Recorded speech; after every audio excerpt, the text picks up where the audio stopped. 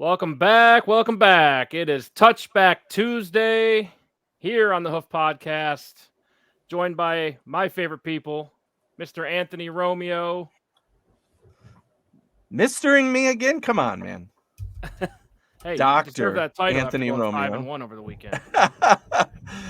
Dr. Anthony Romeo. Thank you very much. Even my family has to call me that these days. I'm like, Mister, who the hell's that? I don't know. If I went to school for 80 years, I would That's right. demand that That's as well. the only thing I got. That's the only thing I got. And we got Sterling Furrow. Welcome back, buddy. What's up, man? Another week, right? Another week. 2 in a row. Season. Yep. Yeah. Moving right along, man. Goes quick, but it's still so fun. Anthony and I talked a lot in the preseason about, when would we see Kenny Pickett? Is this the end of Jameis Winston? And, I feel like Nostradamus a little bit after this week. Well, I mean, it looks like you're in the damn Amazon forest. I don't know if you're looking for a pot of gold or you're looking for the jungle. You're looking for a woman in a white cloth. I'm just trying to figure it out, man. Yeah. If you see one, let me know. I'm on the lookout, For the podcast listeners, I got a new background. Well, I'm now in the forest. Yeah. Oh, wait a second. Did you consult anyone before you purchased that, Eric? No, because this is all me going with my gut. I grew up in the woods. I now live in the suburbs, so I kind of miss it. You know what I'm saying? So it fits. I just think it fits. made my basement a forest. It's very Eric. Yeah, it works for me. I don't consult anybody anymore. I just do my own thing. I'm getting older. You know what I mean? That's right. You do. But yeah, great weekend of football. Tons to talk about here. I mean, we got Tua stuff going on, which has been wild. Yeah. He's now out. But when Tua's stuff was going on with the concussion, I thought for sure, I'm not a doctor. I mean, I know Anthony is, but he's not that kind of doctor. Right. But it's nuts because I was kind of defending the team. Like, oh, these guys are good at what they do. They're best doctors in the world. Turns out they were wrong. Even they make mistakes, right? So that's a very interesting story to follow. Was it a mistake or was it just negligence? And that's what we got to figure out. It's a mistake in the process to be negligent, right? True. I get it. There's a lot of pressure on these people. You got to digest that a little bit, but that is true, right? What you just said is definitely fact. Yeah. Yeah, a lot of pressure on them to, start the quarterback. We're trying to win, right? This team hasn't won games in a long time. And, Tua's playing well. So I can only imagine being a fan. You don't want your quarterback to not play, but safety first, right? So that's been an ongoing story to pay attention to. In the long run, though, what would you rather have? I mean, we're all Bills fans. Would you rather have Josh Allen miss 2 games or Josh Allen miss the rest of the season, potentially his career, because you put him in there with a concussion? I mean, that's what you're weighing. Even if you're a Dolphins fan, you're like, dude, hold him out for 2 games. We don't care about these 2 games. We want him for the rest of the season, his career, and whatever, if we believe he's the guy, right? That's what you got to worry about. That's a good point. Even from the fan perspective, take him out. When in doubt, just take him out. If it were Josh Allen, we'd all be saying the same thing. Whoa, it's the regular season. I don't care if it's versus New England or whatever other rival, Miami. No, if he's hurt, take him out and make sure he's okay before you put him back in. Err on the side of caution, right? And Miami's going to get a lot of blowback for this, and it's gonna hang around for a while. I think it's not just going to go away with, oh, we fired the doctor now. Yeah. There's a lot more to be looked into. I feel like eventually the protocol is going to change, and who they hire is going to change. There's a lot coming out around this whole situation about who can be the independent neurologist, and they're not really a board certified neurologist necessarily. It can be like a psychologist or something. So yeah, there's a lot about that that's coming out now that I think it'll change everything in the NFL. One thing I'm really impressed with this whole situation is the amount of access the fans have to the field. We all saw Tua stumble. We saw him hit his head and then stumble. And everyone knew instantly that, oh, he's concussed and he needs to get off the field. So, like, when they sent him back, the whole world knew that was a mistake. And it turns out it actually was a mistake. Mm-hmm. So it's just mind-blowing to see, this entire the game, everything that goes on the sideline is now becoming available to the viewer, and it just makes the game so much, more involved. There's like added drama on the side. You know what I'm saying? Yeah. And obviously, it's gruesome. The second concussion on the Thursday night game when Tua goes down, just gruesome. You hate to see that. Thank God he's okay. Ended up flying home with the team. So, Yeah. But I mean, that it's just the reality of the game is it is dangerous. There is risk involved. Yeah. And, we saw that firsthand. You rarely see that happen to a quarterback, right? I've seen that type of injury with the fingers, the concussion, and then the fingers. Oh, that terrible. Usually it's like a tight end or a other position. It rarely happens to a quarterback. So I expect a lot to change with protocols and things like that. Yeah, and it wasn't a gruesome hit that did it to him either, because, again, when you're injured and you go out there with concussion, you have risk of making it a heck of a lot worse before you let it heal. And that's exactly what happened, I think, in this case. Luckily, yes, he's okay. He's been ruled out for his next game against the Jets. And, they're still in concussion protocol doing the analysis to figure out what exactly they're going to do next in terms of how much time he will miss or when he will be back. And these things are unpredictable in a sense that it could be 4 weeks or it could be 2 weeks. He'll be back next week.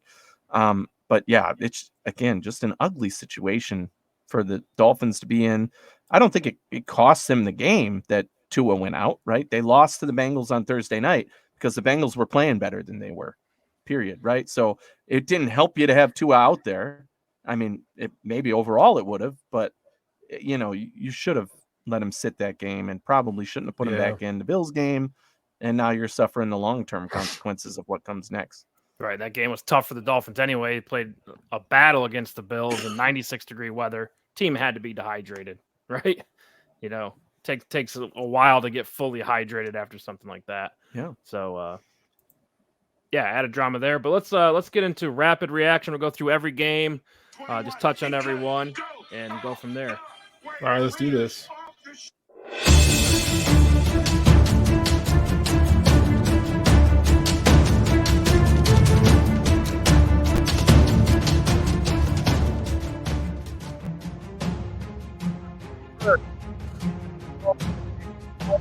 +4 at Cincinnati. Final score ends up being 15-27. Bengals take that one home. Sterling, what you got? Well, considering I can't hear you right now, I don't know what you just asked, but the music sounds good. Teddy Bridgewater. Kudos to Teddy Bridgewater for coming in a situation that was not ideal for him to be starting quarterback. But to see the Dolphins lose the way they did, amidst the Bills win that they had the previous week, I was so happy to see this. Hey, I'm a fantasy owner of Jamar Chase, and so he had 4 catches, 81 yards. It's not what I needed, but I still got the dub, so I'm going to go with the Bengals here. I love what they were able to do. They still established and run. This offensive line is getting better each week, so I like that win. Yeah, I think the Bengals did everything that we said they would do. They wanted to come out and have a statement game. Hey, we are a team to contend with in the AFC still. We are who everybody said we were and not the bad team that showed up in the last couple of games. And they made a statement win against the undefeated Miami Dolphins team, so that says something about them.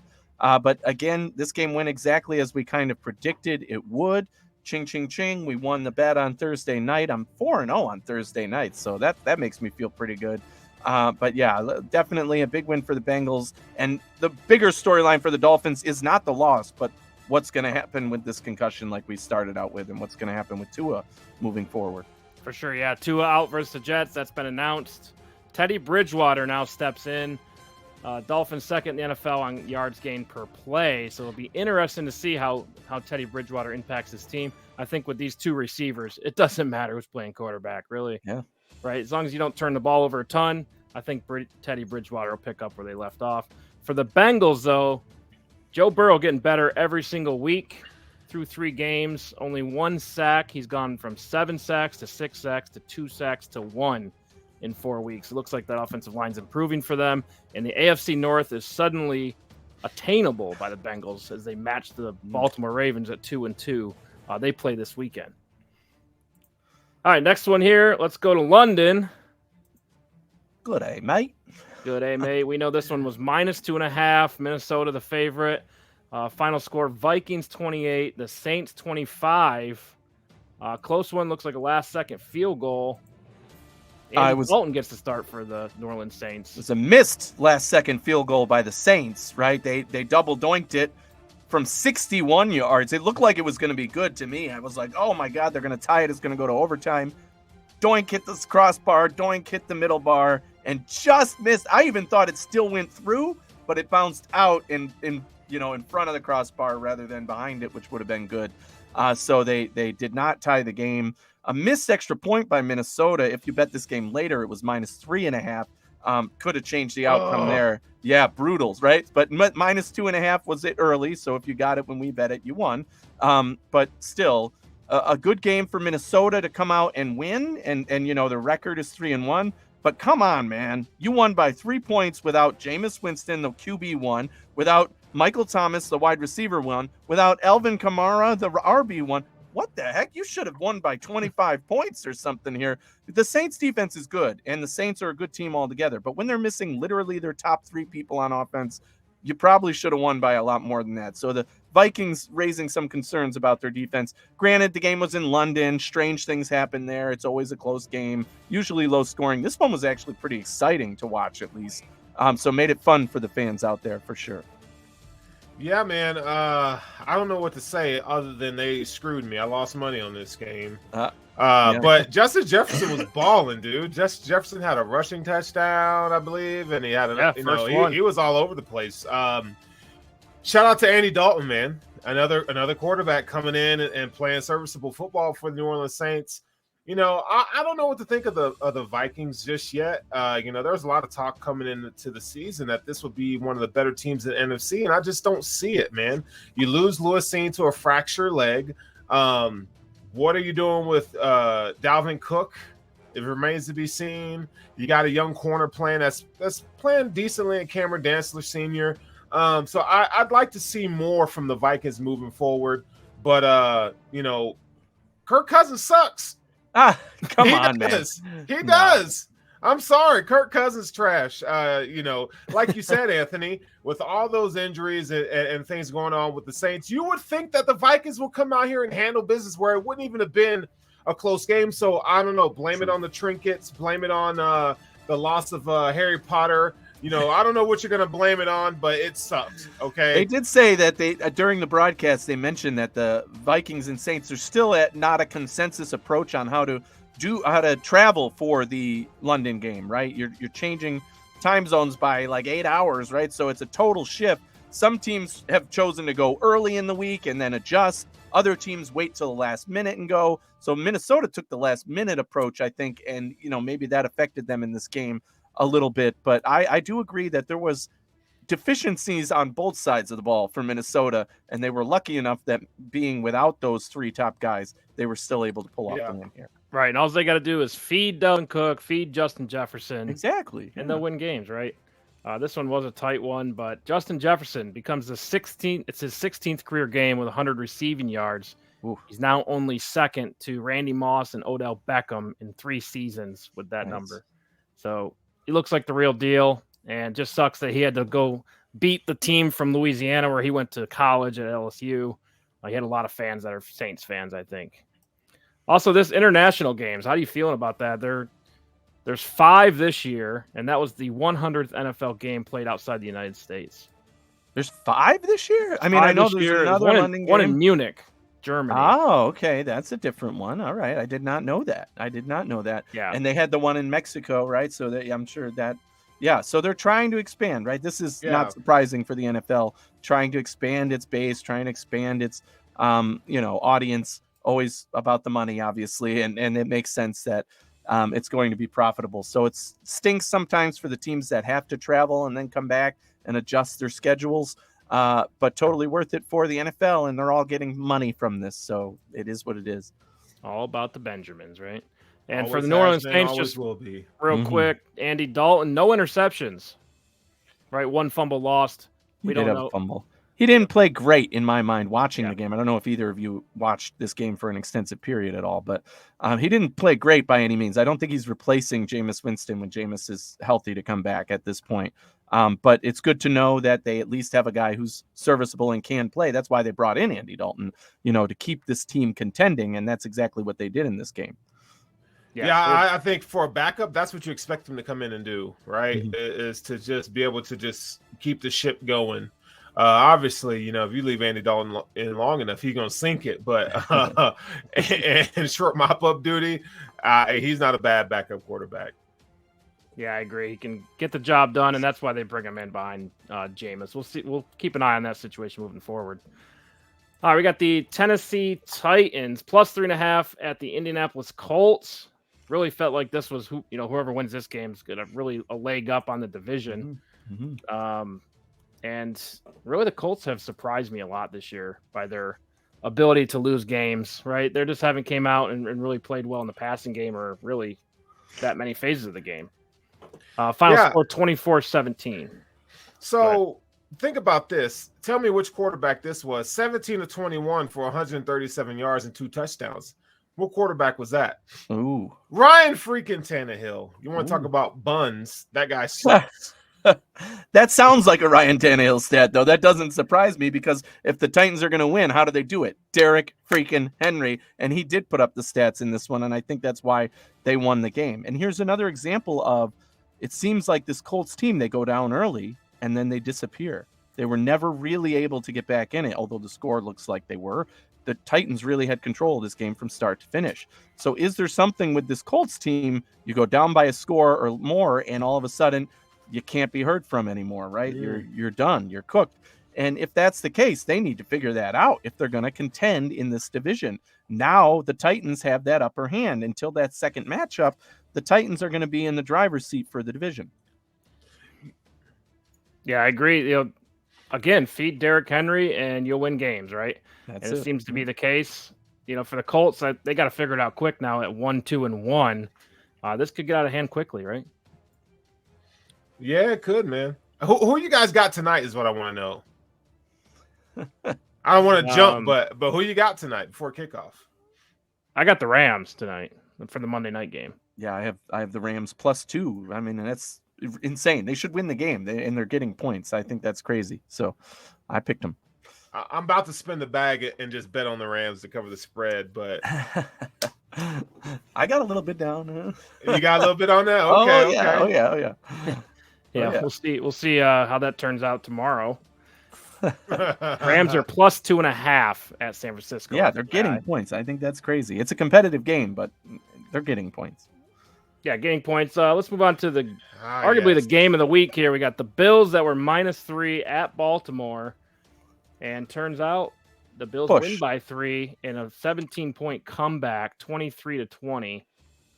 This was a really fun game to watch. What's your thoughts on that one? My first thought is, okay, ESPN, I get it. It was a 3-point win, but stop saying it was a game-winning field goal, okay? Yes, it was literally a field goal kick to win the game, but it wasn't a drive that ended in a field goal, right? We didn't settle. They chose to kick a field goal. They said, you know what? We don't want a touchdown. We're going to run the clock out on your asses and then just kick the field goal and win, right? So they chose to take a knee, literally could have just jumped into the end zone, chose to stop. That was the smart thing to do from a football perspective. If you bet the game later, the line shifted to 3.5, you lose. So you're not happy about that one. But if they could have easily scored the touchdown, they chose. They were smart. They played good football. Josh Allen won the game, right? Not Tyler Bass kicked the field goal. Josh Allen had that game-winning drive in his hands to win the game. So big game for the Bills, big comeback for the Bills. Shows you that they are legitimate, right? They are contenders. You can be down 17. Everything you could imagine went wrong in that first half. Everything. I mean, bad passes. The offense looked terrible. Josh Allen threw an interception to start the game. I mean, everything went wrong. That pass from Lamar Jackson, it made #1 on SportsCenter top 10 which today. Was amazing. He had 4 guys on him. He somehow gets out of the pocket. He heaves it up. It tips off one guy's hands, and the other receiver catches it, and it's a 22-yard play, which should have been a negative 12-yard play, turned into a 22-yard positive keep the drive play. Alive. It wasn't looking good on that drive. No, right? and again, 2nd and 19 or something like that. Everything you could imagine offensively, defensively was going wrong for the Bills, but they were able to maintain composure And at halftime, the score was still only 20-10 in a game where literally everything went wrong. And in the second half, it was a totally new team. 20-10, they gave up 0 points, came back 23. Again, it should have been 27, but 23-20. So yeah, great game for the Buffalo Bills. Now the narrative for the Ravens now, are they a team that blows leads, right? It's the second time in 4 weeks, so you've seen them blow a big lead in the second half. That's something to keep an eye on. Easy to lose a locker room when that's going on, but more on that later, on their decision, on their strategy. That's later in the show. Josh Allen joins Cam Newton, Russell Wilson as the only quarterbacks ever with at least 15,000 passing yards and 2,500 rushing yards in their first career seasons. Wow. That's pretty good company. It seems like it's just a small group of guys that can do that, right? So I think right now Josh Allen's the best quarterback in the league, and you just can't bet against the guy, right? Yeah, he's pretty good, man. And I was just waiting for the national media to find and nitpick. If the Bills were to lose this game, what they would say about Josh Allen and the Bills. But, I'm going to be honest, down 20-3, I didn't think the Bills were going to win this game. It just didn't look good. I'm more disappointed in what the wide receivers were able to do and dropping all these passes. And I had some discussions today where people were saying, because my argument was, okay, ankle injury shouldn't stop Gabe Davis's hands from working. Mm-hmm. It's mental with him, I think. The injury is more it's messing with his mentality. And that would make sense, yeah. If the Bills want to be serious about a Super Bowl run, you're going to need an answer at number 2 wide receiver. And right now, Gabe Davis is not living up to the expectation that's placed on him. And Isaiah McKenzie, we expected to have a larger role. He's injured as well. Went out with a concussion. Who steps up, right? They got the rookie Khalil Shakir there. Shakir, when he came into the game, he looked solid, man. He caught a couple of passes on the sideline. He does look like he can step in, and especially if McKenzie is out this week, I would expect him to be the guy who's in there at the slot. For sure, yeah. Something to keep an eye on. Do they bring in somebody? Another question. And Crowder, you didn't even mention Jr. Crowder got hurt. Crowder broke his ankle. He's out. He's on the IR. If you're the Bills, go get Odell Beckham. I think, from a morale boost, not that the morale is low, but he's another talented guy that you have to game plan for. And you can still, while OBJ is getting back to being 100%, you can still let Shakir play. I'm not happy that Jamison Crowder's out, but what did he really do? He didn't really do anything. And when you got guys out there running and catching passes with their chests as wide receivers, I hate seeing that. Mm-hmm. Go get Odell Beckham Jr. and just let's do this. We don't know when Odell's going to be back, but I agree that's the best case scenario, right? They've been linked to him since March, right? And now there's been rumors and postings and all this, and now it does make sense. It always has that Odell would choose to come to Buffalo, and Buffalo would want to have Odell. But if he's not going to be back until December, how do you fill that need right now? Probably guys on the practice squad. I mean, this is a deep Buffalo Bills roster. Isaiah Hodgins could probably be wide receiver 4 on a bunch of teams, and he's on the Bills practice squad. So I believe he could be the guy to be called up, but I expect that Shakir is going to be the one to get the snaps in the slot, like I said, and Isaiah will play that. Hodgins, will be that number 4, assuming McKenzie is out for this next game. Yeah, thing about Hodgins is he doesn't play special teams, and that's the thing that's crippling. So I would expect Tavon Austin to get the nod over Isaiah Hodgins. Oh, really? Yeah. Okay. Yeah, that's fair, but I think Isaiah McKenzie won't be out too long. Crowder looks like he's had IR. Expect at least 4 weeks for him. For who? Crowder. He's done. He's done. He's done for the IR, year. But the IR is minimum 4 games. Right. I think he's out for the year. Yeah, if it's a broken ankle, that takes a while to You're done. He did say he's done. I think they did say, yeah, it's broken. Yeah. But I do know IR, sometimes they come back in 4 weeks. Yeah. All right, let's go Chicago at New York. Little barn burner here, but the Giants are becoming a rushing threat. Daniel Jones, 68 yards rushing in this game. Saquon Barkley, 31 carries, 146 yards. And we already know that, the Bears don't even try to throw the ball anymore, right? Justin Fields, again, 50% completion percentage. Only 11 completions.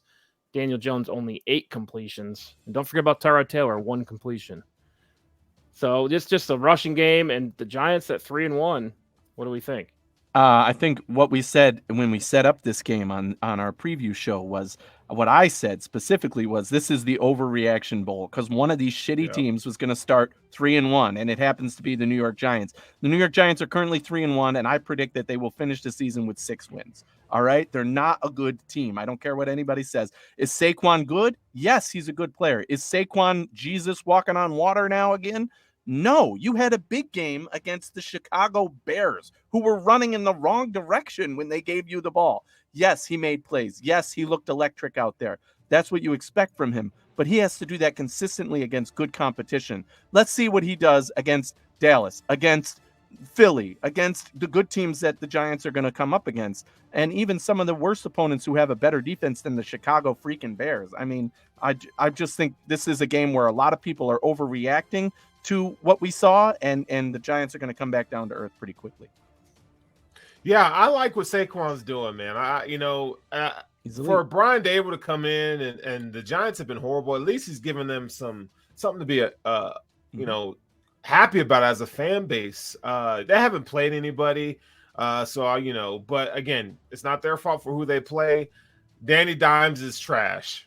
It's a wrap. So the real question is, as I talk about this, he had 2 rushing touchdowns and then he got hurt. He had to go out. If you're the Giants, screw trying to win now. I want to punt and get the draft pick.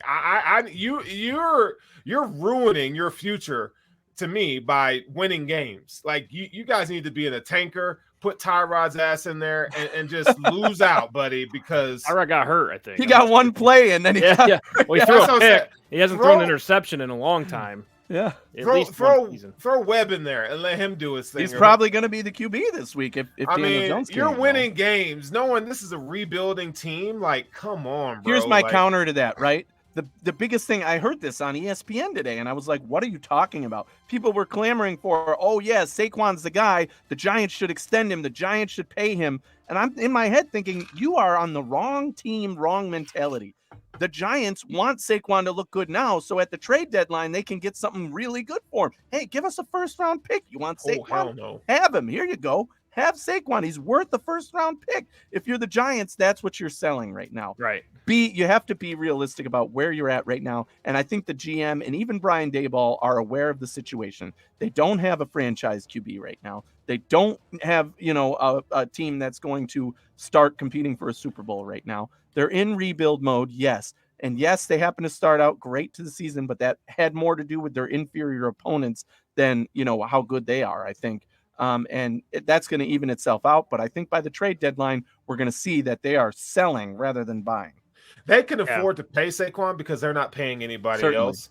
And you can make that contract look to where, keep Saquon there for a while and put clauses in there where you can get rid of him, where it's amicable on both sides. So I wouldn't be too quick to get rid of Saquon Barkley right now, but I see what you're saying. If you can get a first-round pick for him, second-round pick for him, ship him out. Right now, somebody would pay that price. Also keep in mind that this team has not won a lot of games in the last 4 years. Right. They're starving. Right, guys who've been there, fans, media in New York City, they're starving for a good team. So to be able to deliver that for the community, because they're not a talented roster yet, right? It's a young roster. I think they're better. This is one of the better rosters they've had in the past few seasons. It seems like they got the coach right who can squeeze some wins out of this team.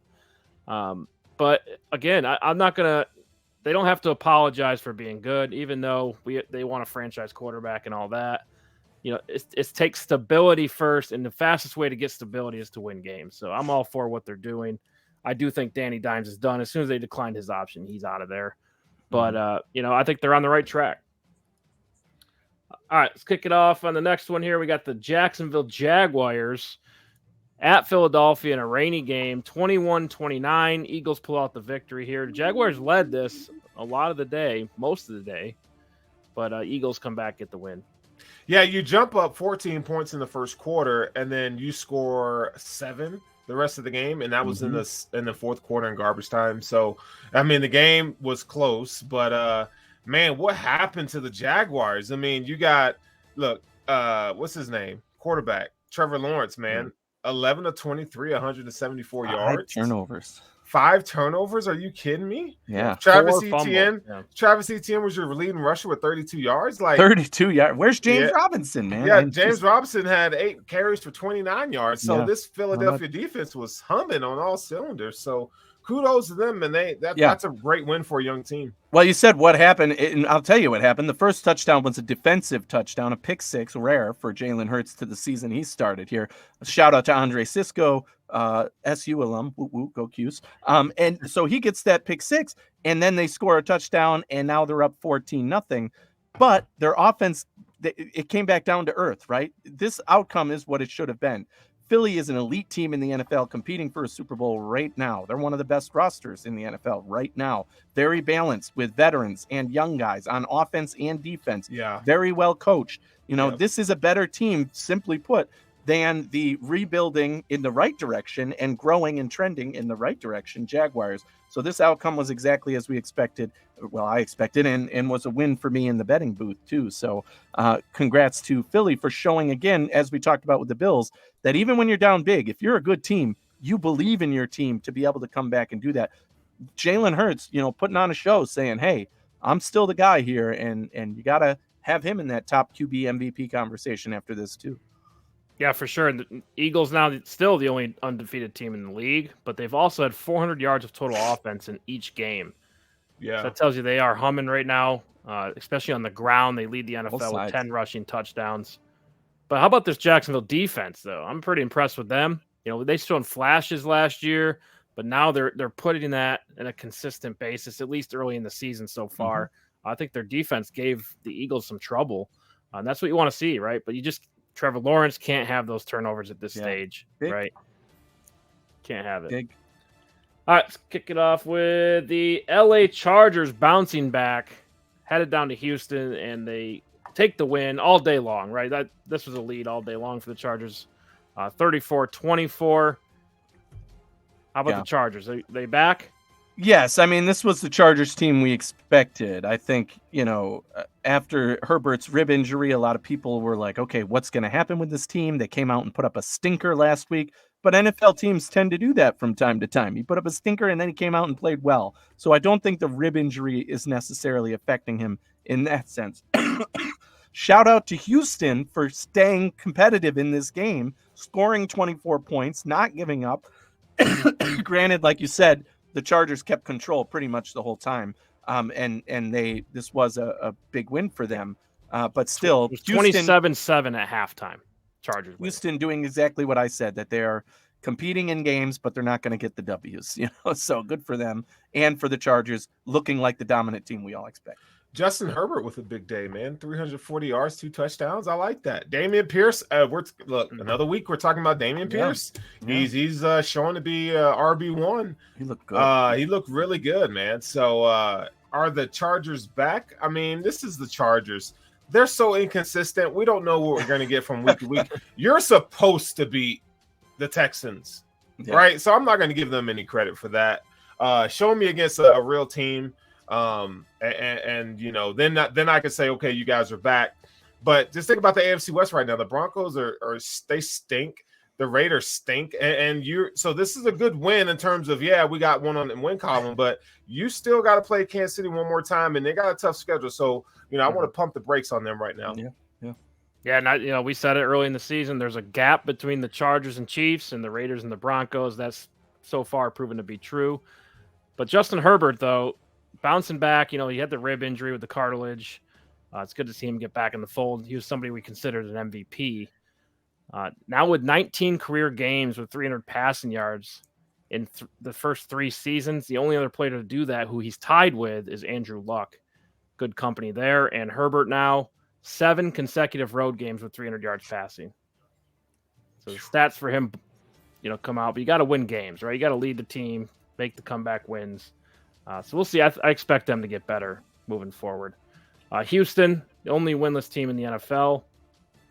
They do have a tie, but candidate for the first pick overall next year in the draft. Yeah. Definitely. We said that early in the season as well. All right, Seattle was +4 at Detroit, and you expected this kind of to be a smash mouth game. But I didn't expect, over 45 points from each team. With these What in the quarterbacks, hell? right? So the Seahawks 48, the Lions 45. This was a wild one. No defense. What you think, really? Yeah, man. I had money on the damn Detroit Lions, dude. I thought that, I expected the offense to be explosive, but I did not expect the Seahawks offense to do what they did in this game. DK Metcalf and those guys came to life. Geno Smith is outplaying Russell Wilson, actually. And Detroit had a couple of their stars out. Running back Williams and Amon-Ra St. Brown was out, and they still put up. TJ Hawkins was amazing. And DJ Chark. So you know what, man? Whatever is in the water in Detroit, man, keep drinking it, because without all your stars, and you're still missing Jameson Williams, they're going to be good. Jared Goff is buns. It's like, I'm going to tell you all the quarterbacks that suck. Jared Goff is still one of them. But, 48-45? Yeah. Are you serious? No, I mean, it's just insane. Was there even a punt in this game at this rate? Good Lord. Just score. There was no defense. Like, I don't even know. It sounds like it's a practice drill, right? Where you're just, okay, line up on offense, see what we can do to score points. And, whoever scores the most wins, obviously, but no defense at all. I mean, pathetic, right? So as I said, by the way, Sterling, one of the suggestions I always give, make sure you catch up on the injury report, because no Amon-Ra St. Brown, no DJ Chark, and no starting running back Swift for them. I mean, that's a lot of weapons to be missing, and I definitely would be on the favoring Seattle in this game, looking at who was out for this. Granted, I didn't expect a score like this. I mean, the over in this game was what, like 42? One team beat the over. So, I mean, over just 48 was combined score. Only literally one team scored that. Seattle did that by themselves. So, I mean, insane. It was a competitive game, back and forth. I'm watching it. I didn't get to watch a lot of plays, but I was watching the score go back and forth, and just like, okay. Really, the Lions rallied in the fourth quarter. They scored 22 points. But really, this was Geno Smith's day. Yeah. Right. He now is 77% completion percentage through 4 games. Maybe it was the Seattle system that made Russell Wilson good. I'll say it. Yeah. Well, he doesn't. The Broncos certainly don't look like they've Rashad Penny, 17 for 151. I mean, everybody put up video game. The score was 48-45. Everybody put up video game numbers. I mean, TJ Hawkinson, 179 yards. What for a tight end? And I mean, everybody. So that's what happens when the score is this high. So I wouldn't read too much into it for either team, right? Geno had 320 yards. Great. That's because he faced a terrible Detroit defense. Oh, Jared Goff had 378 yards and 4 touchdowns. Jared freaking Goff. That doesn't mean he's all of a sudden an elite quarterback. We talked about it. We talked about 100 times with Jared Goff. You just got to play 4 quarters. We see flashes here and there. We see good halves. I think he's playing pretty well. He just can't play all 4 quarters, and that's been killing the Lions so far this year. It will be interesting to see them play the Patriots next week. Anyway, the Jets go to Pittsburgh and get the W. Zach Wilson returns 24-20. We finally see Kenny Pickett, who we all kind of seen coming, right? Trubisky had some nice throws in this game, but just again, they needed a spark, and the fans they just love Kenny Pickett, and he hasn't done anything yet. Yeah, Kenny Pickett looked awful, and he's not ready. He's a rookie. He's not ready, man. Man, can you believe that the Steelers are 1-3? That under Mike Tomlin, that to me that's tough. I mean, they're struggling bad, and now you got the best team in the NFL of the Buffalo Bills coming into town. And Buffalo, that's going to be a massacre. Yeah, it's tough to be the Pittsburgh Steelers right now. It seems like once they lost TJ Watt, they lost their defense, right? They don't have the morale out there. I think that's the biggest thing. Even though you have Coach Tomlin, one of the, if not the best coach in the league, who's never had a losing record, now they've come back down to reality. For the last 4 years, we've been saying they need to rebuild, they need to rebuild, they need to rebuild. No losing records, staying competitive. This year, they've hit the ground. Right now, you are rebuilding, whether you like it or not. Your star is out, in your only star, really, TJ Watt, and he's on the defensive side of the ball, and your offense is pathetic, right? You have no offensive line. Your wide receivers do not want to catch the ball. That bounces off their chest, wide open. Claypool can't make a catch. The tight end, the young tight end, Fryermuth, can't make a catch. I mean, in your hands, in your chest, and you can't catch it? What are you doing out there? That's it. You could have Tom Brady, and those guys would still screw up if they can't catch the ball. So it doesn't matter who your quarterback is if you can't catch. They do have a star in the young wide receiver Pickens, but I think a star in the making, eventual guy they can build around at least. But you got to figure out that QB position. You got to hit rock bottom to start rebuilding. And finally, Tomlin has hit that point. I think we know how it is. This though. is it's a bad team. When you draft a quarterback in the first round and you see them play after 4 weeks, it's not about winning games. It's about seeing the quarterback get better every single week. The wins will come later on, but you just want to see him get better, want to see him learn. Kenny Pickett, you could tell the speed of the game's a little faster than he thought, as it is with every quarterback that comes into the NFL. When he's throwing the ball away, gets picked off, got to throw those balls higher and faster out of bounds. But Kenny Pickett, first quarterback ever to record multiple rushing touchdowns his first career game. Oh, wow. Yeah, that's a surprising stat, I guess, but good for him. Means little. He's still, the bottom line is the Jets won this game. Credit to the Jets, too. I mean, Zach Wilson coming back from injury looked a little rusty. Caught a touchdown pass, actually, on their version of the Philly special, which was a fun play to see. I like Zach Wilson. But that winning drive that they had was impressive. It looked really good. It was, and he made some good throws in the final drive there in the fourth quarter. Had a couple. One was a bad pass, bad decision. One kind of bounced off the receiver's hands. It's a little bit of both.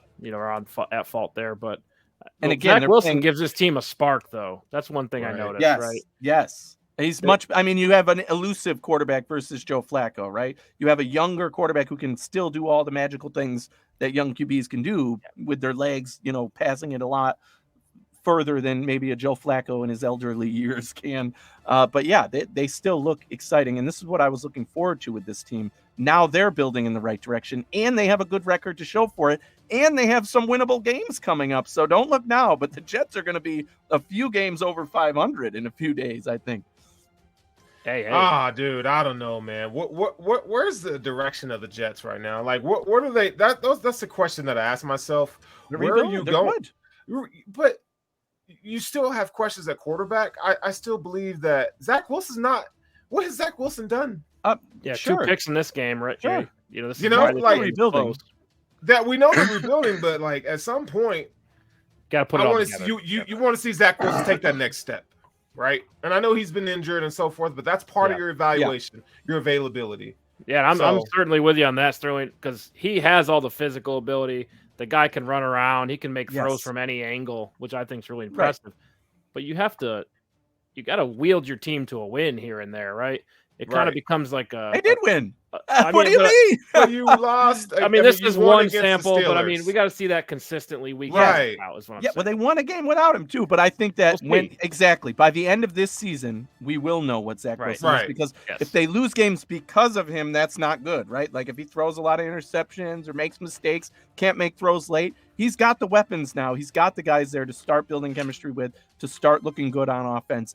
Unless that offensive line falls apart, which is possible with this team, the injuries that they've had there, I expect them to keep continuing growing in the right direction, and for Zach Wilson to look like an improved quarterback by the end of the season. And he'll have all of next year before they make the franchise decision on him moving forward. So I think it's a good sign for Zach Wilson. Right, and I think he has the weapons now that he needs. Garrett Wilson, Elijah Moore, Corey Davis. Right. There's plenty of weapons on this offense.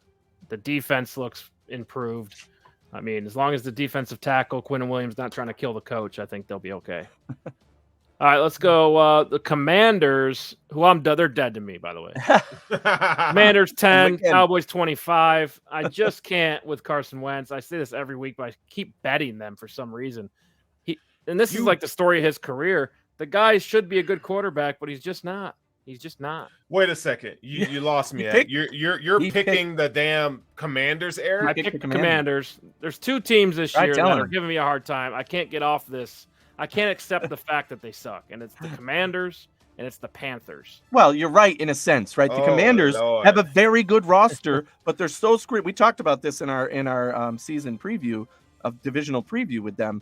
They're so screwed up in the front office that everything else is going wrong for them. And they're so screwed up at the quarterback position where Carson Wentz just isn't the guy.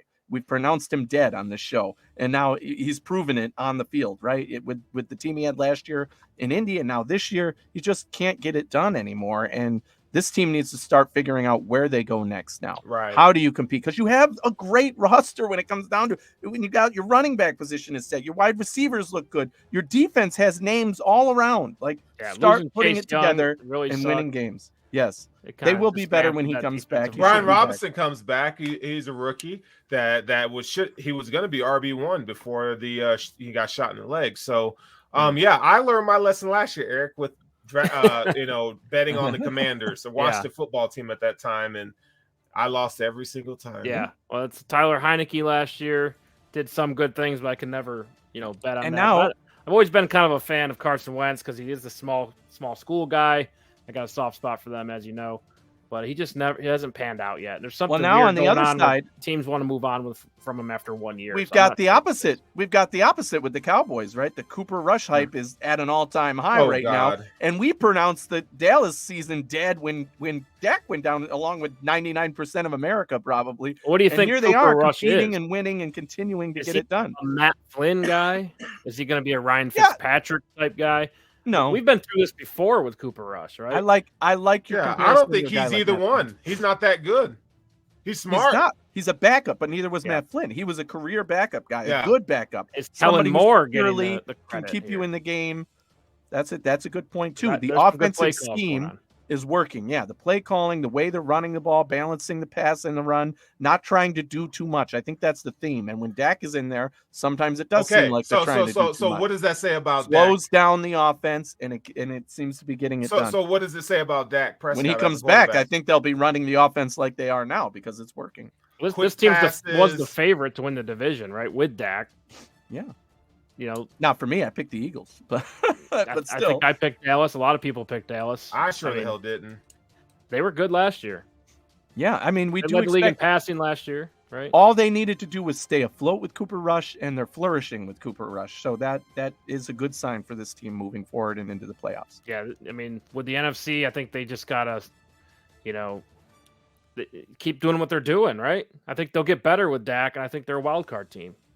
Well, Anthony's dying up there, so we might need to take him out the stream. Yeah.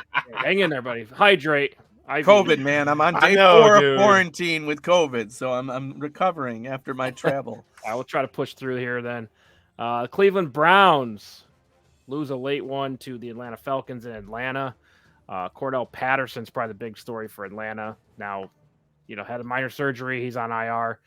4 games, I think, is the expectation there. He's kind of the heart and soul of the offense, so it'll be interesting to see how they evolve moving forward. And really, the Browns, I think, are the better team here. Just late interception by Jacoby Brissett cost them the game. Right. Yeah. And what do we always say with the Browns, right? I keep saying it. Run the freaking ball with Nick freaking Chubb. Nick Chubb. 31 carries. Oh, my freaking God. He should have had 81 carries. Are you kidding me? They keep trying to force the ball to other people, and when you rely on the pass, you lose, and that's what happened in this game. You have a backup quarterback. Stop relying on the pass. I'm a little bitter because I bet on the Browns this week, and they're my only loss so far, and I'm just a little upset because if you pound the rock with Nick Chubb and stop trying to rely on pass, you have to pass the ball, obviously. But when you try to do it too much, and in the end of this game, when you're needing to pass, that's when you're going to lose when you have a backup quarterback. You need to rely on Nick Chubb to run the ball. I know you have Kareem Hunt. Stop it with the switching back and forth. Kareem Hunt does not look as effective as freaking Nick Chubb does. Nick Chubb had 7-point-something yards per carry, and Kareem Hunt only had 3 or 4. It's a big difference between those two guys, and they should not have a market share there. Pound the rock with Nick Chubb. You need him early to get these wins early. I know people want to save the running back for the end of the season and keep him healthy. In this case, you need to rely on Chubb more, and that's why they lost. You deserve to lose when you put yourself in that situation, even against an inferior team like the Falcons. But my bad. It was 19 carries for Nick Chubb. 10 went to Kareem Hunt. Yeah. Marcus Mariota, 7 of 19 for 139 yards. Get out of here. The NFC is garbage. It is, man. You're not wrong. Oh, my goodness. And I don't know what Atlanta's going to do now. Algier, Hunley, Avery Williams kind of splitting carries, throughout. But these guys are unproven running backs. They really rely on Cordell Patterson at all times, it seems like. Marcus Mariota, only 7 completions in this game, quarterback rating of 41. I'm not sure if you can rely on that. I expect them to kind of fall apart a little bit. What do you think? Yeah, it's not looking good, man. It's tough. They'll stay competitive in some games, but I didn't expect them to win a lot of games to begin with. Right. So it might get worse, but that's par for the course still. I just don't understand the philosophy where, if you're the Falcons or the Browns, the Browns probably have a little bit more to play for. The Falcons, you're trying to win games, like start the rookie. You got a rookie for a reason.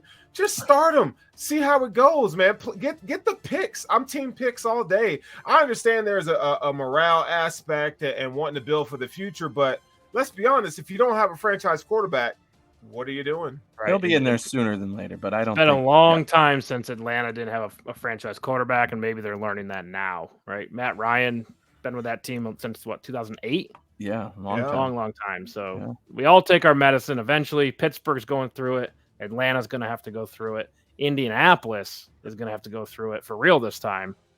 There's no more Peyton Manning, Andrew Luck situation, right? All right, so let's move on. We got a couple left here.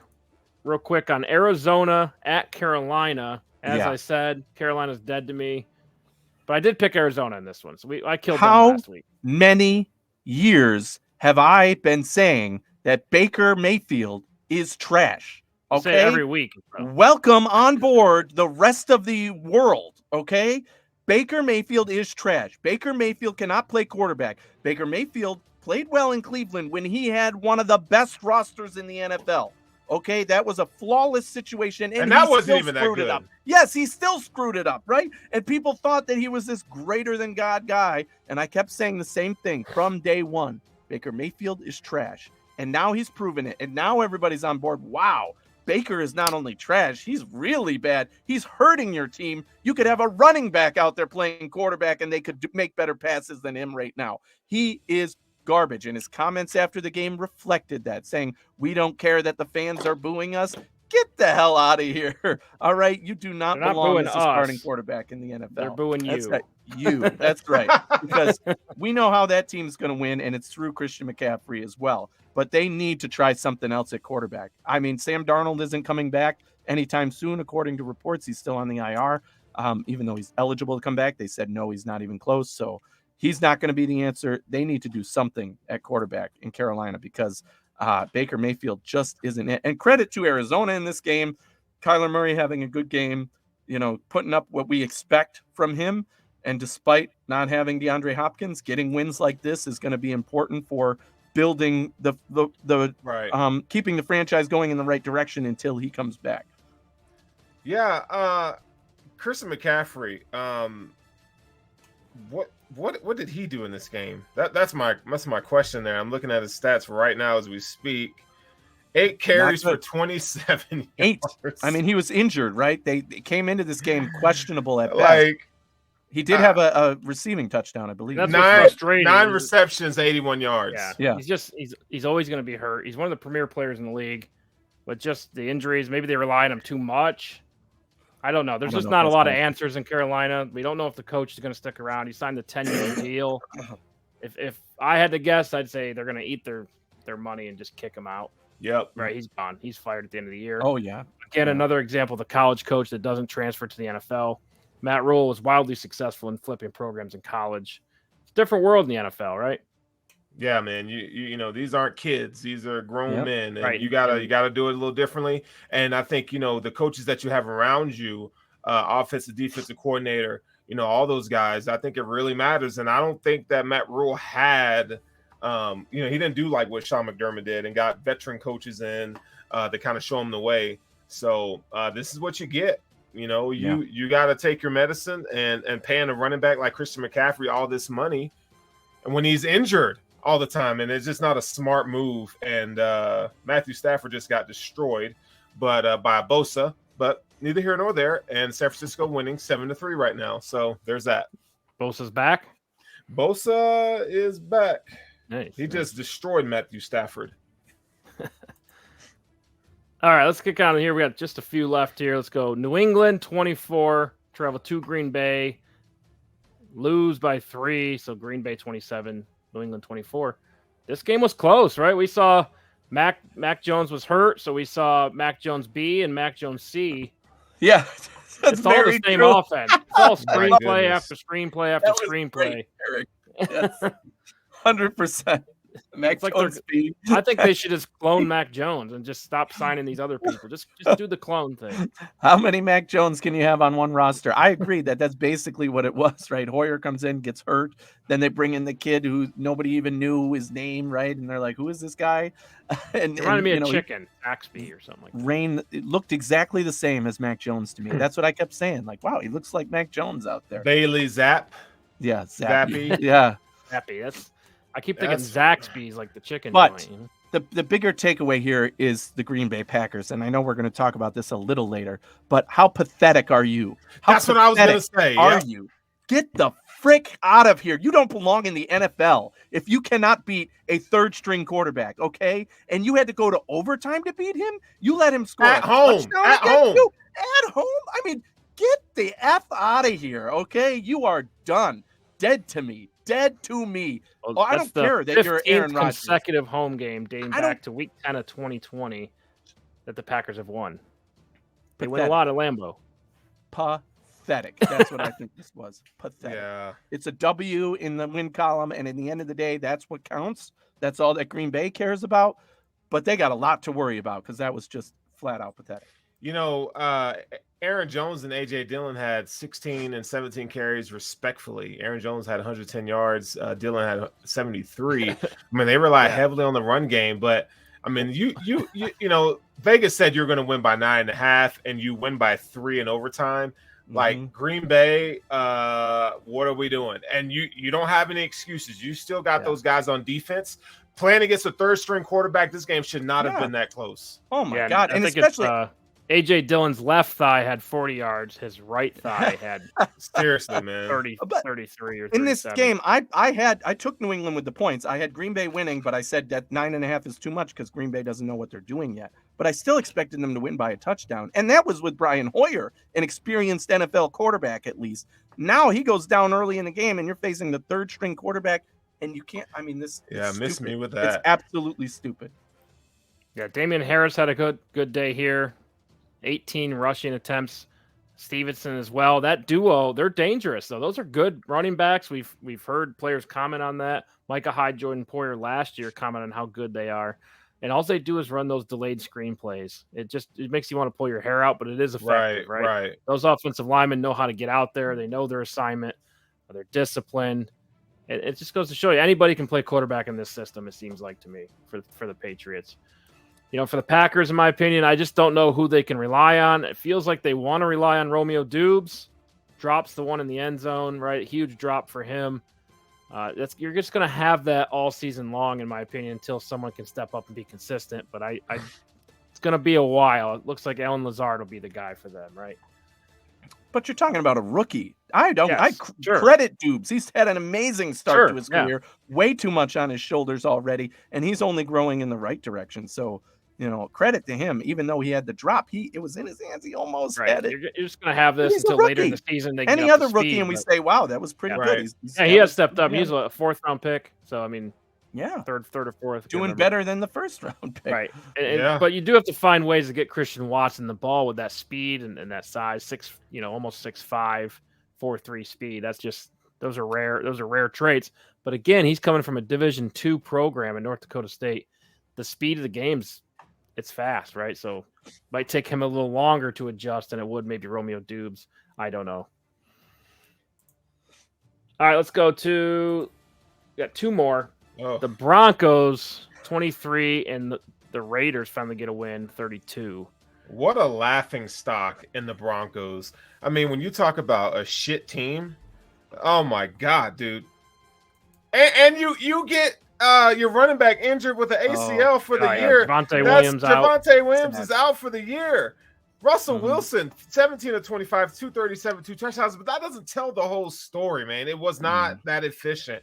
He looked like hell. He was also their leading rusher with 29 yards on the ground. Like, so who do we place the blame on? Is it the head coach, or is it Russ, or is it the combination of both? You paid Russell Wilson all this money, and he's not producing as an elite quarterback like you paid him, and then you have a head coach who's in over his head. Well, and you lose to the winless Raiders, another guy who can't coach either.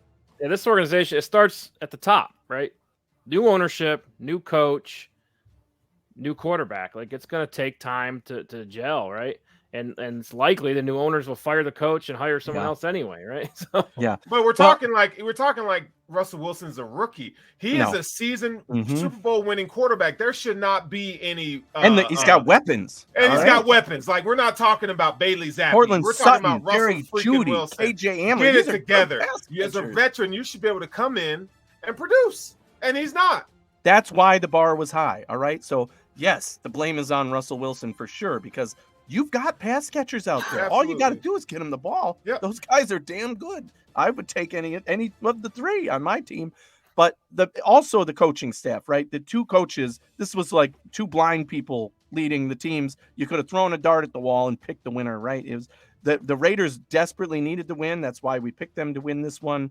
Expected them to, because the Broncos don't know what they're doing on offense or defense right now, and definitely look like the last place team in that division. And the Raiders needed that win to stay competitive. But still, Carr looked terrible in this. Devontae Adams not doing what people expected him to do. Nine receptions, 101 yards. That's decent. That's good for it's Devontae good. Adams. But Josh Jacobs is the one that he had a good game. Talking about. Yes. 28 carries, 144 yards, man. Yeah, definitely had a great game. But him. Been waiting for that breakout game because I know he would fit Josh McDaniel's system really well. Hey, if the Bills want to send a fourth for him, give me Josh Jacobs for a fourth round pick. There you go. I take that, but I don't think that's going to happen. Somebody would give up a third in that scenario, I think. I don't think that's going to happen. No, I don't think they're trading him. But it's going to be a competitive division in some senses, and that game will decided who's going to be in third place and fourth place. You know, it's going to be Raiders and Broncos, because the Broncos, they have a lot to worry about. And Nathaniel Hackett, like, worst coaching hire. I mean, you think that an organization can't make it worse, and they did. Yeah. All right, last game of the night here. The Chiefs 41 at the Tampa Bay Buccaneers 31. Chiefs just look good in this one throughout. Tampa Bay comes back late, but I don't think it was that close. But the thing is, the league's changed. And Kansas City showcased that. They get a big lead early, as they always do. And they're still trying to run Leonard Fournette early on in this game. You can't do that versus Kansas City. You've got to adjust. You got to start passing the ball. You have Mike Evans, but that's Brady style football. It's balance, and that's why they lose this one, in my opinion. Yeah, this game was actually entertaining to watch. I mean, these two offenses were going head to head. Mahomes has magic. I don't know what to say, man. Mahomes was phenomenal in this game. They really had no answer for this Chiefs offense at all. You know, Clyde Edwards-Helaire almost had 100 yards rushing. That's good. They were a team that was needing to get the run game going. They did that last week, or however you want to say. Travis Kelce, 9 receptions, 92 yards. I mean, we expect him to do what he did, but, you know, for Brady to have all his weapons back and they still lost, I mean, that to me says something, you know, and look who they have. Mike Evans is a damn dog. Seeing him get that fade in the end zone was phenomenal. Yeah.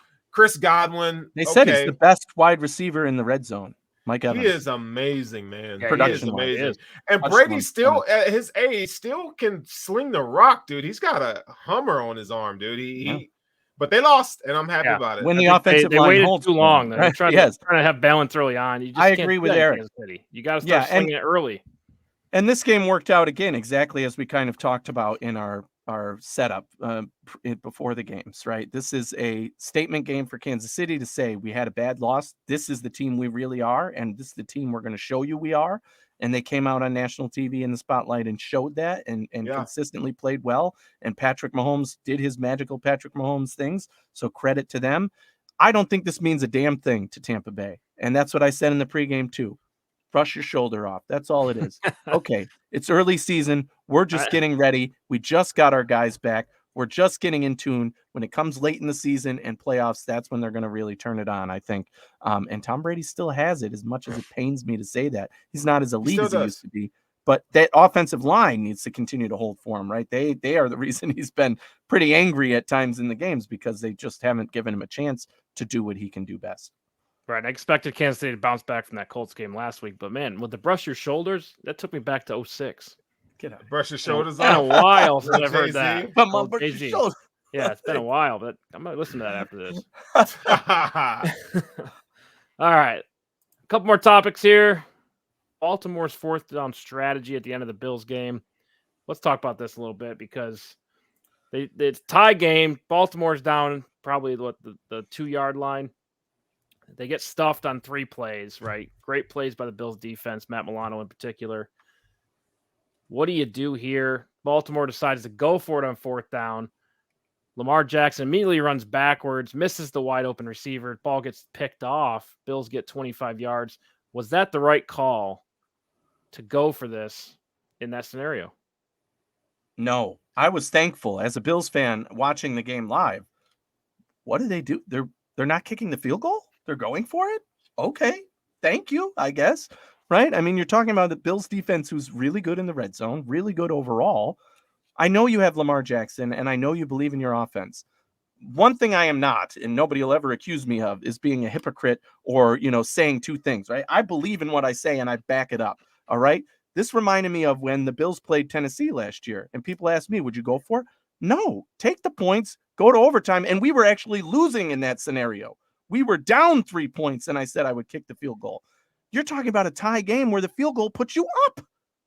And instead of going up in the game, instead of giving yourself a lead. Well, it makes the field longer for the Bills, too, because now they need a touchdown. Exactly. Right? They don't just need a field goal. It's stupid. It was really, but in also, my mind, it doesn't they're thinking sense. if they don't get it, the Bills will have the ball at the 1-yard line. Correct. But that still, it assumes that, okay, you're saying there, I trust my quarterback, Lamar Jackson, to make a play. Okay, I get that. I get that part.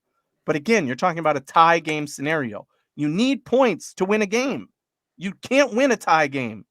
You need points. You put points on the board. Yeah. And that field goal is points.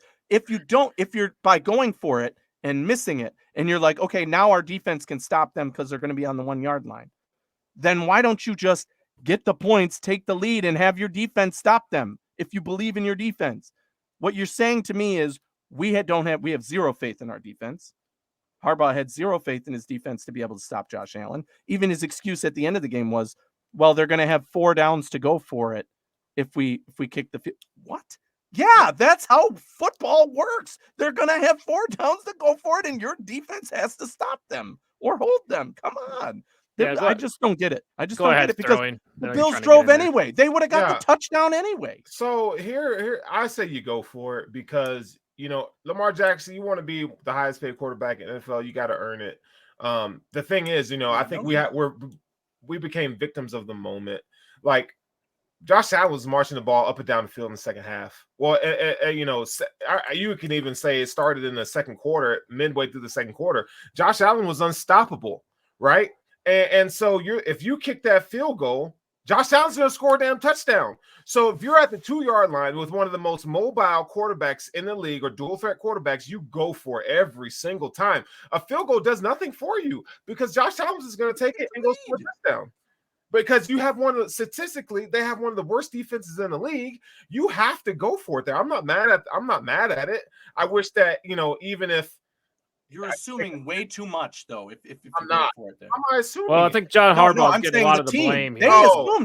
They assumed it, right? They assumed, okay, we need to go for it. I understand what you're saying. I have an elite quarterback. I want to go for it on 4th and 2 because the other team is capable of scoring points too. Tom Brady's presence has won them games in the past, right? They don't. So let me ask you a question. If Josh Allen was in that situation, what would you guys have done? I led with that. The Tennessee Titans last year, I said kick the field goal to tie the game. I definitely would have kicked the field goal. That brings me anxiety. Then I definitely. My point is, if I would have kicked the field goal to tie the game, I absolutely 100% have to kick the field goal to take the lead. So you would have kicked the field goal? Yes, and especially that. The only difference there, I think, is I trust the Bills' defense, right? And the Bills were a dominant defense for the past 2 years, right? So there was a record there of showing trust in that defense. Okay. So what if the Bills are playing the Chiefs? What would you do in that situation? You have to kick the field goal. You have to go up in points. I don't know, man. It's You have tough. to. That's a tough one. Nobody's wrong in this scenario. Yeah. But really, Lamar should execute the play on the 4 downs, right? I mean, the thing is with me, and I love Lamar, and I'm not trying to diss him in any way. He's playing lights out. I picked him as the best quarterback in the league last week. When on Probably 4th down, took a step back. he immediately starts Anthony, running what did we tell him? Anthony, what did we tell him? What did we tell him last Allen week? is number 1. What did we tell him Josh last Josh week? Allen is number 1. It's a new week. But That's 4th down, Lamar starts running backwards immediately. That's a no-no, right? Because now he takes himself out of the position to run it in, right? He had a wide open receiver that he didn't see and throws it way too late, gets picked off. But, I mean, Yeah. John Harbaugh's getting the blame for this one, and maybe rightfully so. But really, there should be blame on both sides. You got to score. If you want to beat the best team in the league, arguably, or the best quarterback in the league, Josh Allen, you got to score in 4 tries, period. Yeah, I disagree with them wanting to run the ball at that. I mean, you got Lamar Jackson. Let him make magic.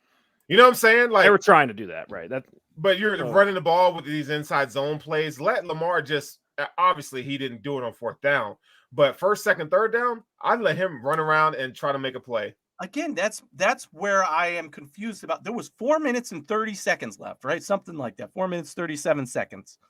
So why not kick the field goal? Even if Josh Allen comes down and scores a touchdown, you have to assume they're not going to use 4 minutes, 37 seconds to do that. And you had 2 timeouts. Yeah. So you have to assume you're going to get the ball back, even if they scored a touchdown, to try and score a touchdown of your own. So even that, again, that's assuming 3 different bad things happen. You don't get points because you went for it. You kick the field goal. Then they score a touchdown. Great, they're up by 4, but they're probably not going to use all the time. And you have 2 timeouts plus the 2-minute warning. So then you get the ball back with whatever time you have left, 2-minute offense to score. And I trust my quarterback, Lamar Jackson, to be able to do that and give him a shot. Don't force yourself into the negative situation by leaving it a tie game and letting them control the whole game, right? If they had the field goal, the Bills would have needed a touchdown, and Baltimore's defense would have been trying to stop them rather than trying to get them to score. Yeah. That mix up at the end of the game too. It would have made it easier. It would have made down. it easy, a little bit easier for the defense. Yeah. So there's just too many assumptions. Like I said, that doesn't right. It doesn't didn't add work. up. Yeah, just didn't work out. Josh Allen executes, gets down the field. Now, if you're the Baltimore defense, a lot of people calling for let them score. Singletary ends up getting tackled on I think it was the 3-yard line or around that. The next couple plays, Josh Allen does the quarterback sneak, gets the 1st down. They run the clock out, then kick the 3 at the end to win the game. Do you let them score there? Even though that goes against everything you're taught in football, would you let them score to have some time to give Lamar a chance? Yeah. Is that the new NFL? We do that in Madden. But new NFL. No, Madden's get not out the of here. game. This is the NFL, right? And as far as I'm concerned, you want to win a game. Yes, everybody who plays in the NFL wants to win a game. So you have 2 choices. You either let the runner score a touchdown and you get the remainder of the time to try and score a touchdown to tie and go into overtime, or you stop the runner, they kick a game-winning field goal, and you have no chance of winning.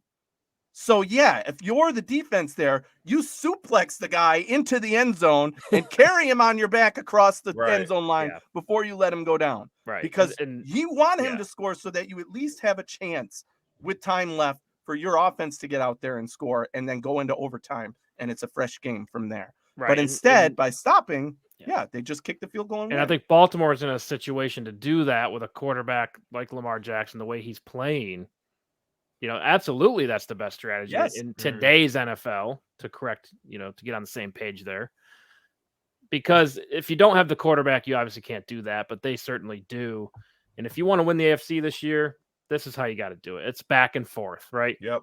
Watch that Kansas City game in Buffalo last year. 13 seconds is all it takes. Yeah. You gotta compete with that. Yep. Right. True. So that's just what you got to do. Anyway, great scenario early on. That was a great game to watch. Bills really didn't look great in the first quarter or the first half, but pull it off in the end. And now they are what? What's the statistic? 1-7 in close games. Yes. Can we end that narrative now? Oh my God. They won a close game, 1-score game. All right, let's move on. We got just a couple more topics here and we'll get out of here. Get to watch the Monday night game. 3 contenders, 3 pretenders. We're going to go through, pick 1 contender, pick 1 pretender team. I'm going to go first here. And we all know, like, okay, Buffalo's a contender, right? Let's not be obvious here. Of the teams maybe in the middle, of the teams who may be surprising this year, who's a pretender, who's a contender? We know Philly's good. We know Kansas City's good, right? So I'll kick it off here with my contender team. And I think it's, Tennessee. I think they're a real contender. I think the division's a little bit weak. I think they will win the division now that we're 4 weeks in. I did pick the Colts early in the season, but now I do think it is Tennessee. I think they're going to get in the playoffs. Could they make a run late? I know Treylon Burks goes out now, with injury, which is going to hurt them, but starting to figure it out. As long as Derrick Henry can stay healthy, I think Tennessee is a legitimate contender. Ooh. Although they're 2-2. That's a weird pick to me. Yeah, dude. But hey, I disagree in terms. I think they could make the playoffs. I think they will win the division. I agree with that much. So if that's what makes them a contender, then yeah. I'll agree. But that's about where I leave it. If we were going to say Super Bowl pick, I don't think I would pick them. But contender, we're going to get the playoffs. Maybe could win a playoff game. They're exceeding expectations at this point. Yeah. I'll go with my. Go ahead and go contender, then we'll go around. My contender would be the Jacksonville Jaguars. I think the Jaguars have the best quarterback in the division. They got the best quarterback in that division. Look, it's a 2-team jam between the Titans and the Jaguars. The Jaguars, a contender isn't. They're not going to contend for a Super Bowl, but I think they'll win the playoffs. I think that in this division, yeah, okay, yeah. Without, if they don't have 4 fumbles, they have a shot. Trevor Lawrence had good games this year, though. Okay. Yes. Again, I want what you guys are having, man. You're picking those teams like they're going out of style, man. Jacksonville's defense is for real, though. Yeah, they're good. Yeah. All right. What you got? All right. So that's your contender. I mean, it depends. So if you're not going, you're saying don't pick the obvious teams, right? But the first 2 that come to mind for me are Cincinnati and Baltimore, right? They're in a division where they're currently in 3rd place behind Cleveland, and they're all 2-2. But all of those teams, they're competing. But I think Baltimore is the team to watch of these 3. They're the ones that I think are going to win the division. They are true contenders. I think Cincinnati still has a lot to prove with that sketchy offensive line, even though they got the win over the Dolphins on Thursday night. They still have to establish. Baltimore lost in 2 bad games in 2 bad fashions in the 4th quarter, giving up games to the Bills. I believe that their defense will catch up and play better. Maybe not best and elite, but they will play better, and their offense is electric enough that they're going to be the true contenders to be playing the Bills in the playoffs, where they will lose again, probably. But still. Okay, that was a good pick. So we're all going in the AFC, huh? Yeah, the NFC. There is no NFC contenders this year. You can't pick. I think Dallas is a legitimate contender, just to throw an That's NFC a good one. in there. That's a good one. When Dak gets back, they'll start to figure things out. Love Kellen Moore. He has a shot to be the Panthers coach next year. Don't sleep on Arizona. Remember, when they get their freaking star back, it's going to be a different story when Hopkins is in there. So, have you guys looked at the NFC standings? Look at the standings and tell me who the hell is gonna. Other than Philly, how many losing teams are going to make the playoffs in the NFC? Yeah, that's going to be wild this year. 7-9 record going to be. Everyone has a chance. The Falcons have a chance right now. Yeah, they're second. They're 2-2, baby. Oh my God! All right, so let's move on to the Giants. The Giants are a pretender. Yeah, let's move on to our pretenders. Oh, there you go. Okay, so there you go. Go ahead. Yeah, I mean, yeah, the Giants, I mean, it looks good right now, but you haven't played nobody. No, exactly. And the NFC East is garbage, but you got Danny Dimes leading your franchise, and that's not going anywhere. On top of that, you got a Saquon Barkley who's battling injuries and coming back. How much? I mean, they're running this dude like he's like in Little League, they're running them that much. Like, that's not sustainable. It's not sustainable. He even played quarterback. He was and you don't even have wide receivers. So I think the writing's on the wall, man. They're going to start taking L's here soon. Yeah. I would definitely agree with that. The Giants are a pretender. I said it before. I'll say it again. They have 3 wins currently. I think they'll end the season with 6. Okay, so that's a long way to go with only 3 more wins. Yeah. But my pretender pretender, Dolphins. it's got to be the Green Bay Packers. The Green Bay Packers are a joke. After this win, you are a joke.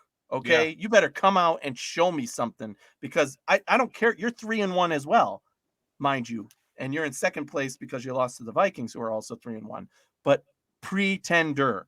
You cannot win. Your defense is supposed to be what's leading this team, and you gave up a touchdown to Joe freaking Dirt on the freaking third quarterback. Who's your sister? Who's your sister? Yeah, right.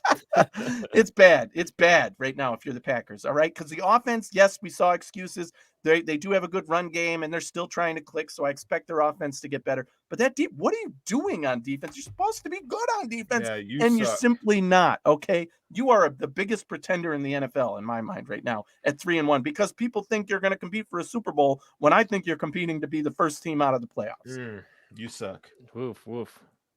Yeah, tough one there. I'm going to go with Miami, like Sterling said, just because I don't think you have the quarterback position solved yet. We think Tua's good. He's definitely shown flashes. We have the most hope that we've had this season, but that receiving core is phenomenal.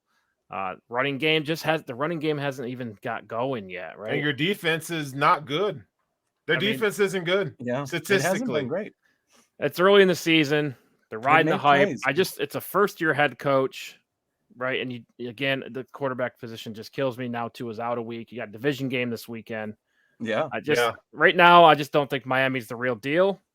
I would not be upset if I was wrong, just because they haven't won in a long time, and they won 9 games last year, 10 games the year before, but didn't make the playoffs. F them. They're kind of the underdog. I'd be rooting for the underdog, but I just don't think they're there yet with the first-year head coach. And we've said it before on this show, we need to see it consistent from the Dolphins, and I don't think none of us think that they can carry that later in the season when the weather gets cold, when the adversity hits. I don't think that Tua and the Dolphins are, and I would say with him or without him, they're not legit. The Arizona Cardinals as well, in my opinion, are a pretender. What? Ooh, Eric. I think they're contenders. They're only going to get better, man. When Hopkins, I'm not sold on them. All right, not sold. They just to me, no running game. They seem one-dimensional. Kyler Murray's high. Kyler Murray's low. I'm. And you don't have your. We got San Francisco. We got the LA Rams there. If they were in the NFC South, sure, contender. But because they're in that division, I think it's tough. Seattle's better than we thought they'd be. No, no, they're not. They just got lucky. They played the Broncos, who are terrible, and they played the freaking Lions without their entire offense. 48 and they scored points. 45. Geno Smith looks efficient. That's not real. We already either way. They could split with the Cardinals, right? I don't like Arizona this year. I think they're a pretender. Any other honorable mentions? The Vikings. Oh, come on, man. That's my. We don't have time. That's 20-minute conversation. But they did not look good against the Saints. I agree with that point. They did not look good against the Saints, again, without all those starters. Anyway, we'll keep this segment going periodically throughout the season, but that's what we got for 4 weeks.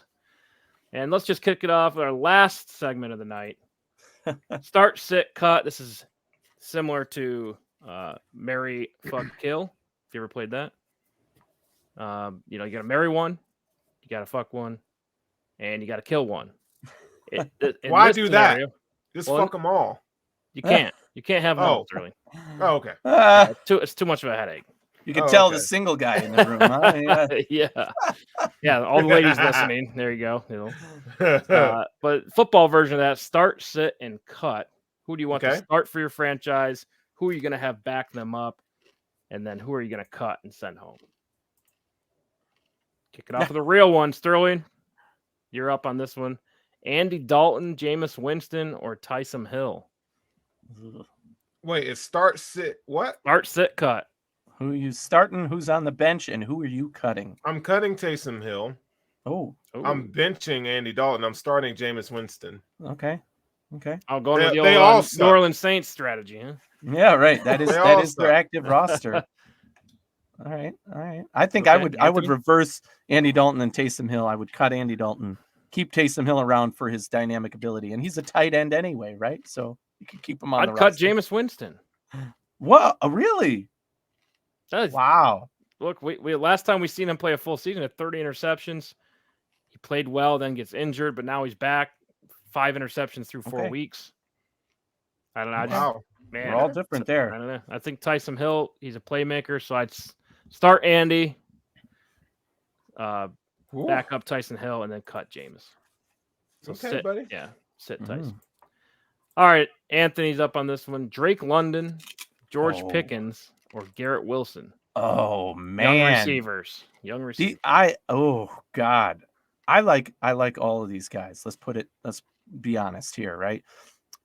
Right now, I think that Pickens would be my starter. Wilson would be my backup, and I'd cut Drake London.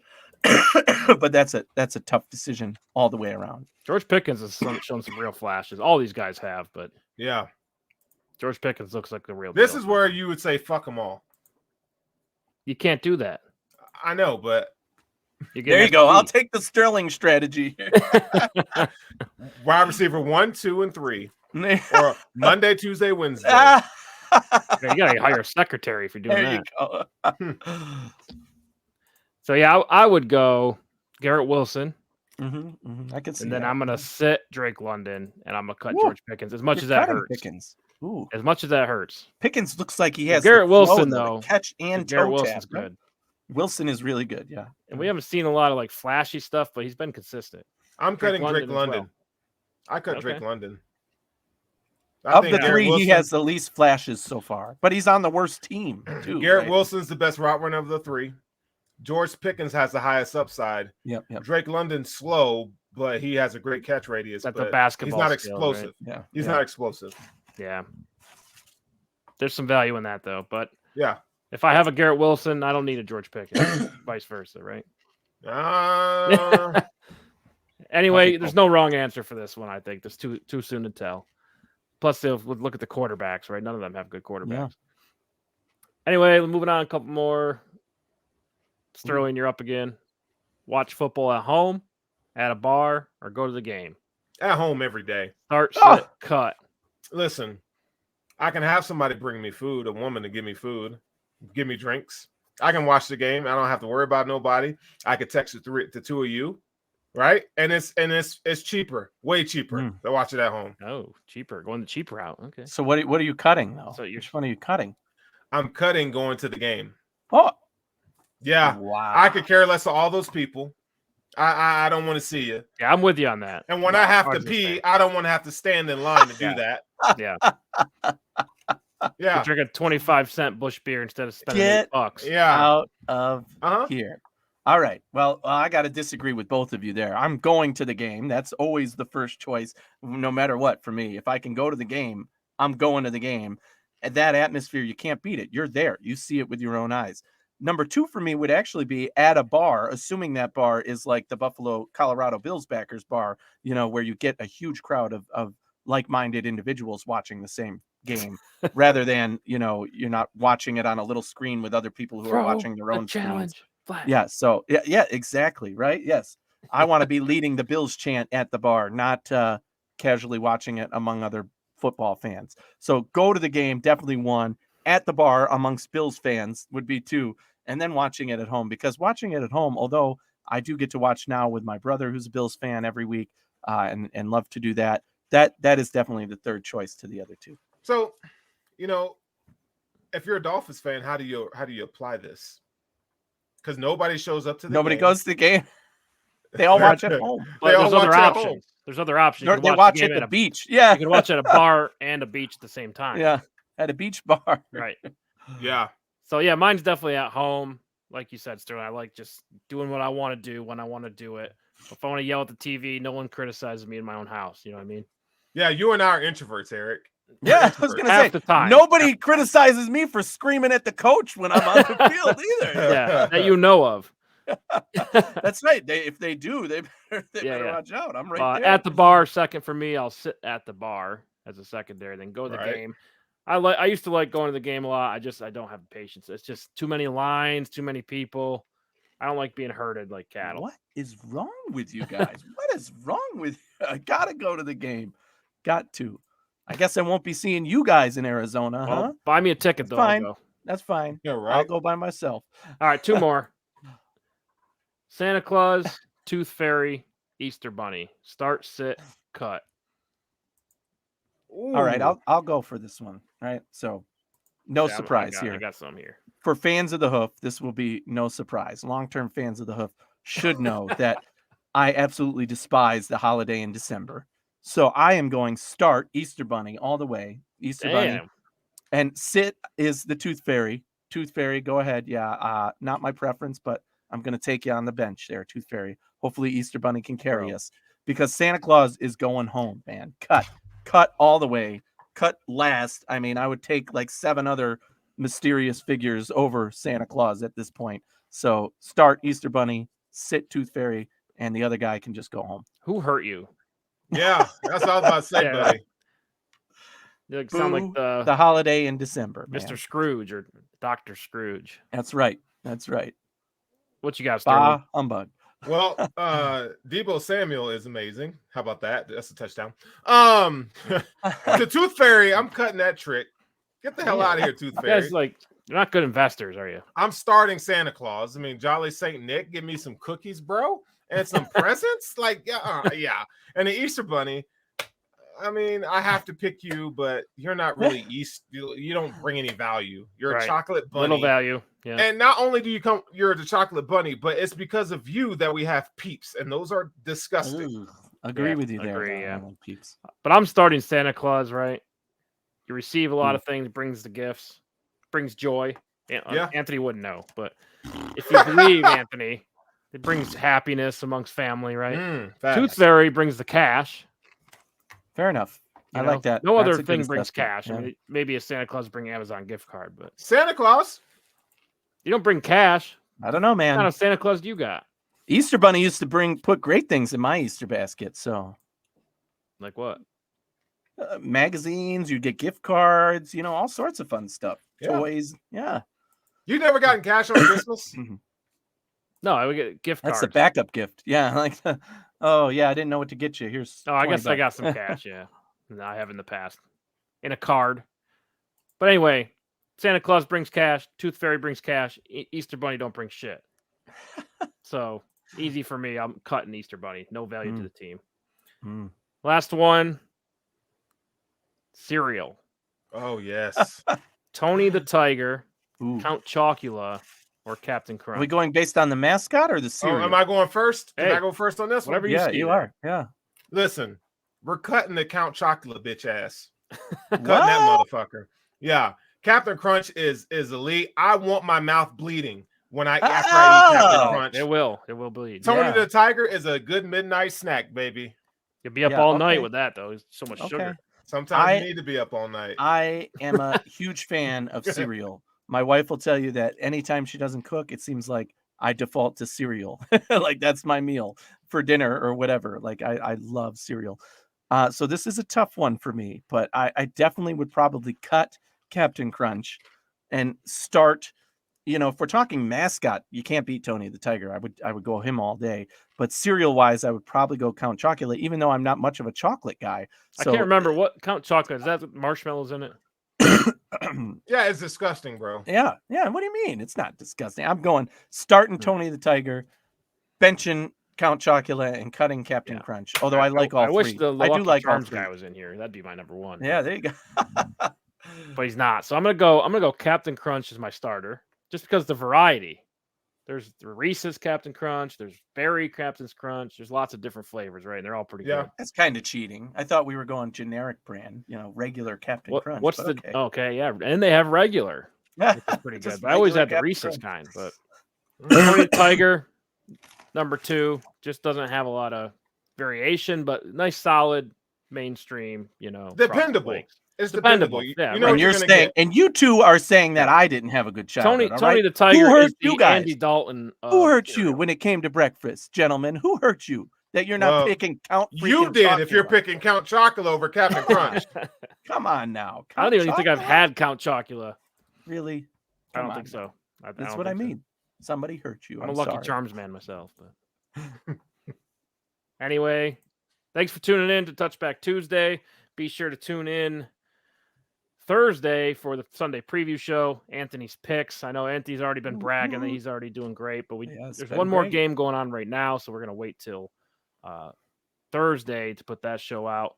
Be sure to tune in Sunday pregame on Buffalo Rumblings for Sterling Show, Intentional Grounding.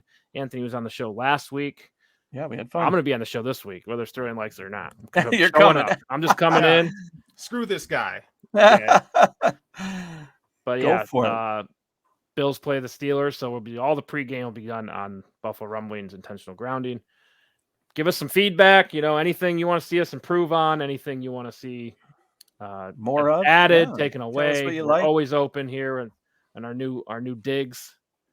So be sure to tune in every Tuesday, every Thursday, and coming soon every Sunday. And remember, toss your hat in the ring.